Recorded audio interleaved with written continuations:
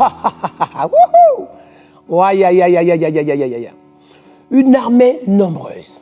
Le verset 10 d'Ézéchiel 37 dit c'était une armée nombreuse. Alors je vais vous dire, l'armée des sentinelles, il doit en avoir partout. Il doit en avoir dans toutes les grandes villes. Mais mieux, ce que j'aime le plus, dans toutes les campagnes, dans tous les villages, oh my God, dans tous les petits coins de toutes les maisons, sans exception, l'armée des sentinelles doit se tenir à la brèche dans chaque famille, sans exception, dans chaque campagne, sans exception, dans chaque salon, là où tu es, à ton bureau, une armée très nombreuse.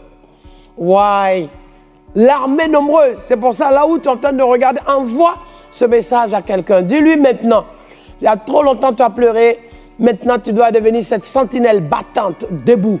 Parce que le Seigneur dit quoi? Une armée très nombreuse, une armée battante. C'est quoi? Une armée fait quoi? Une armée de sentinelles, hein? Oh, une armée debout. Une armée fait partie d'un groupe. Une armée, c'est une sorte de bataillon. Une armée est équipée à les armes. Une armée se bat et défend. Une armée en position, en éveil. Une armée de sentinelles, c'est encore fort. Une armée de sentinelles travaille en équipe. Une armée se soutient. Une armée est renforcée par la solidarité.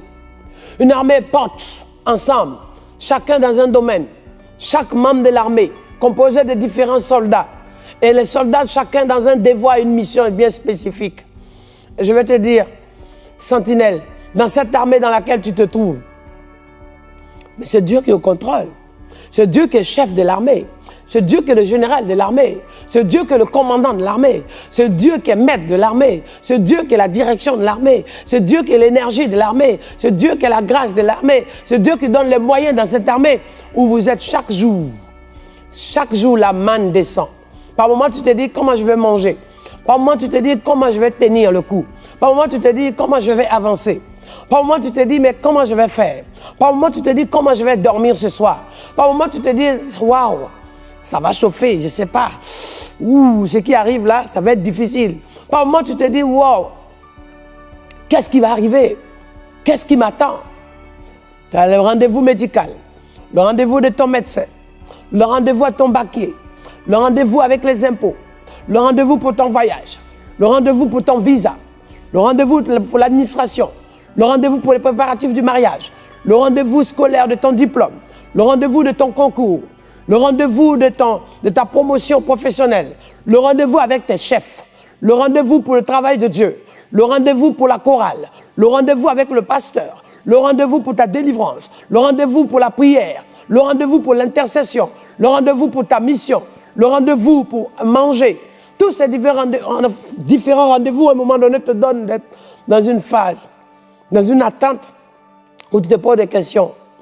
Wow, comment et de quelle manière? Mais Dieu te dit à l'instant, membre de son armée des sentinelles. Parce qu'à partir de ce moment, il va te dire, lève-toi. Comme il a dit dans le livre des Actes des Apôtres, lorsque Pierre était prisonnier, était en prison, dans un moment de désespoir total, de persécution de l'Église, un moment où il n'attendait plus rien. Tout à coup, l'ange de l'Éternel apparaît devant lui et dit, lève-toi promptement. Voilà, lève-toi promptement. Vous n'avez pas été encore dans une caserne de pompiers lorsqu'on entend le bruit qui sonne, quelque chose comme ça. Lorsque ce bruit, on l'entend, le pompier sort de son lit, saute de nulle part, prend la barre et descend, tombe dans sa voiture, prend tout ce qui est en main. Il connaît ce qu'il doit faire, c'est ça. Lorsque le signal d'alerte est lancé, lorsqu'on entend le sonore d'avertissement, my God, lorsqu'on entend ce sonore, on entend l'alarme, on entend la sirène qui sonne, tu te lèves.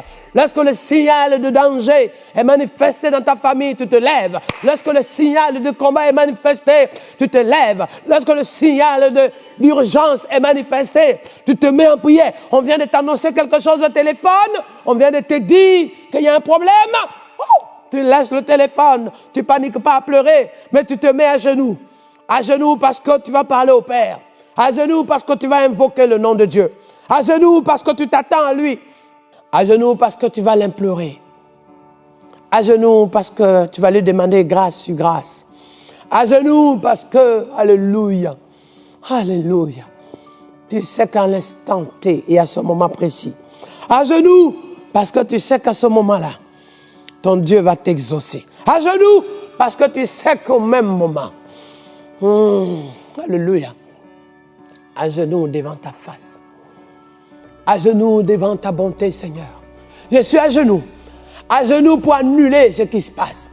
À genoux pour que ce qui se passe soit modifié, transformé. À genoux parce que je m'attends à toi seul.